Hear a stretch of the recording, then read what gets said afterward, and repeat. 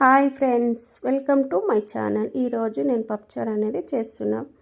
ముందుగా ఒక కుక్కర్ తీసుకోండి. కుక్కరు తీసుకున్న తర్వాత అందులో ఒక 2 గ్లాసుల పప్పు వేసేసుకోండి.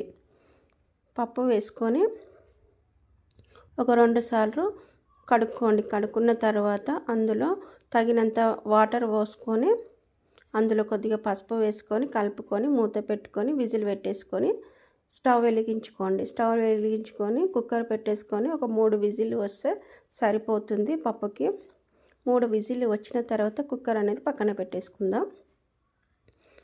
అదే స్టవ్ పైన ఒక గిన్నె పెట్టుకుందాం. గిన్నె పెట్టుకొని అందులో 2 స్పూన్ల ఆయిల్ వేసుకొని ఆయిల్ హీటెక్కిన తర్వాత జీలకర్ర ఆవాలు వేసేసుకోండి. జీలకర్ర ఆవాలు చిటపటలాడాలి. నేనైతే కొన్ని కూరగాయలతో ఈ పప్పుచారు అనేది చేస్తున్నా.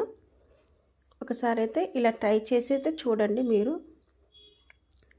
జీలకర్ర ఆవాలు చిటపటలాడినాక నేనైతే ఎల్లిగడ్డలు ఉంటాయి కదా, ఎల్లిగడ్డలు 2-3 తీసుకొని సన్నగా కట్ చేసుకొని వేసుకోండి. ఎల్లిగడ్డ అనేది వేసుకున్న తర్వాత అది కొంచెం బ్రౌన్ కలర్ వచ్చేదాకా కలుపుకోండి. కలుపుకున్న తర్వాత ముందుగా నేను కట్ చేసి పెట్టుకున్న ఉల్లిగడ్డలు, 2-3 పచ్చిమిరపకాయలు, కొద్దిగా కరివేపాకు, కొద్దిగా కొత్తిమీర గిట్ట వేసుకోండి. అవన్నీ వేసుకొని కొద్దిగా గోల్డెన్ బ్రౌన్ కలర్ వచ్చేదాకా వేగనివ్వండి. 1 నిమిషం అయితే గోల్డెన్ బ్రౌన్ కలర్ అనేది వస్తుంది మనకి. వచ్చిన తర్వాత అందులో అల్లం ఎల్లిగడ్డ పేస్ట్ అనేది ఒక చిన్న స్పూన్ అయితే సరిపోతుంది. అల్లం ఎల్లిగడ్డ పేస్ట్ వేసేసుకొని అందులోనే కొద్దిగా పసుపు వేసుకోండి. కొద్దిగా పసుపు అయితే సరిపోతుంది, ఎందుకంటే పప్పుల గిట్ట వేసినాం కదా పసుపు, అందుకే ఇందులో కొద్దిగా పసుపు వేస్తే సరిపోతుంది. వేసుకొని ఒకసారి కలుపుకోండి. కలుపుకున్న తర్వాత మొత్తం కలిసిపోతుంది. అల్లం ఎల్లిగడ్డ పేస్ట్ పచ్చివాసన అనేది పోతుంది. పోయిన తర్వాత మనము ముల్లంగి ముక్కలు, క్యారెట్ ముక్కలు వేసేసుకోండి. వేసుకొని ఒకసారి కలుపుకోండి. ముల్లంగి, క్యారెట్ ముక్కలు వేయడం వల్ల చాలా టేస్టీగా వస్తుంది పప్పుచారు అనేది. మనం ముందుగా ముల్లంగి, క్యారెట్ ఎందుకు వేస్తున్నామంటే అవి కొద్దిగా గట్టిగా ఉంటుంది కాబట్టి అవి వేసుకొని 1 నిమిషం పాటు మగ్గనివ్వండి. మగ్గిన తర్వాత మనము ముందుగా కట్ చేసి పెట్టుకున్న వంకాయ ముక్కలను, దోసకాయ ముక్కలను, టమాటా ముక్కలను వేసుకోండి. ఎందుకంటే ఈ దోసకాయ ముక్కలు, వంకాయ ముక్కలు, టమాటా ముక్కలు తొందరగా మగ్గిపోతాయి కాబట్టి నేను అందుకే ముందుగా క్యారెట్ ముక్కలు, ముల్లంగి ముక్కలు వేసుకున్న తర్వాతనే ఇవి వేసుకోవాలి. అన్నీ ఒకసారి వేసుకుంటే అవేమో తొందరగా ఇవి తొందరగా ఉడికిపోతే అవి తొందరగా ఉడికిపోవు. అందుకే ఇవి వేసేసి 1 నిమిషం పాటు మూత పెట్టుకొని మగ్గనివ్వండి. మగ్గిన తర్వాత అందులో రుచికి సరిపడేంత కారం వేసుకోండి. కారం వేసుకున్న తర్వాత రుచికి సరిపడేంత ఉప్పు వేసుకోండి. వేసుకొని మొత్తం కలిసేలాగా కలుపుకోండి. ముక్కలకు అనేది ఉప్పు కారము ఒకే విధంగా కలిసేలాగా కలుపుకోండి. కలుపుకొని మూత పెట్టుకొని ఒక 2 నిమిషాల పాటు మగ్గనిస్తే సరిపోతుంది. ముక్కలు అనేది మగ్గిపోతాయి. మగ్గిన తర్వాత మరొకసారి మూత తీసుకొని ఒకసారి కలుపుకుంటే సరిపోతుంది.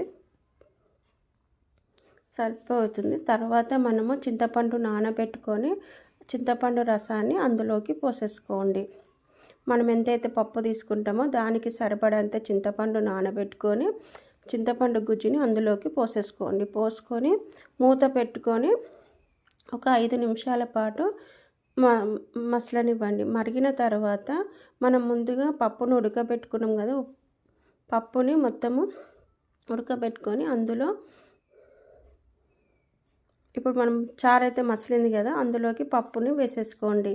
వేసుకొని అందులో కొద్దిగా వాటర్ అనేది వేసుకొని ఒకసారి కలుపుకొని మూత పెట్టేసుకుంటే ఒక 5 నిమిషాల పాటు చారు అనేది మరుగుతుంది.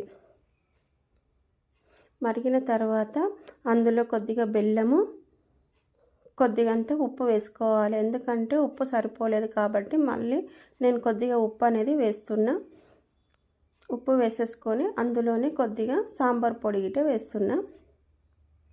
మీరు సాంబార్ పొడి వేసుకుంటే వేసుకోండి, లేకపోతే అవసరం లేదు. నేనైతే కొద్దిగా సాంబార్ పొడి వేసుకొని ఒకసారి కలుపుకోండి. కలుపుకొని మూత పెట్టేసేసుకోండి. మూత పెట్టుకొని మరొక 5 నిమిషాలు మరగనివ్వండి. పప్పుచారు అనేది మంచిగా మరిగిపోతుంది. మనం కూరగాయలు వేసినాం కాబట్టి కూరగాయ ఫ్లేవర్ మొత్తం ఆ పప్పుచారులోకి వినికి పప్పుచారు అనేది చాలా టేస్టీగా వస్తుంది. పప్పుచారు అనేది మొత్తం మసిలిపోయింది. మసిలిన తర్వాత అందులో కొద్దిగా తురుముకున్న కొత్తిమీర వేసుకోండి. కొత్తిమీర వేసుకొని ఒక 2 నిమిషాలు మరిగించుకోండి.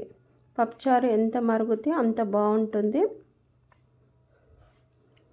ఒక 2 నిమిషాలు మసిలిపోతే సరిపోతుంది. మసిలిపోయింది. పప్పుచారు అనేది రెడీ అయిపోయింది ఫ్రెండ్స్. పప్పుచారు అనేది రెడీ అయిపోయింది. ఒకసారి ఈ విధంగా చేసి చూడండి. ఎలా వచ్చిందో కామెంట్ రూపంలో తెలియజేయండి. నచ్చితే మీ ఫ్రెండ్స్కి, మీ ఫ్యామిలీ మెంబర్స్కి షేర్ చేయండి. మనం కూరగాయలు వేసుకున్నాం కాబట్టి అసలు కర్రీ వేరే కర్రీ అయితే అవసరం లేదు. ఈ ఒక్క పప్పుచారు చేసుకుంటే మనము చాలా తింటాము. కొద్దిగా తినేది చాలా తింటాం ఫ్రెండ్స్. ఇది వైట్ రైస్లోకి, బగారా రైస్లోకి అయితే చాలా బాగుంటుంది ఈ పప్పుచారు అనేది. ఒకసారి అయితే ఈ విధంగా చేసి పెట్టండి. పిల్లలకైతే చాలా ఇష్టంగా తింటారు. ఎందుకంటే కొంతమంది పప్పుచారే తింటారు కాబట్టి. చూసినందుకు థ్యాంక్ యూ ఫ్రెండ్స్. బాయ్.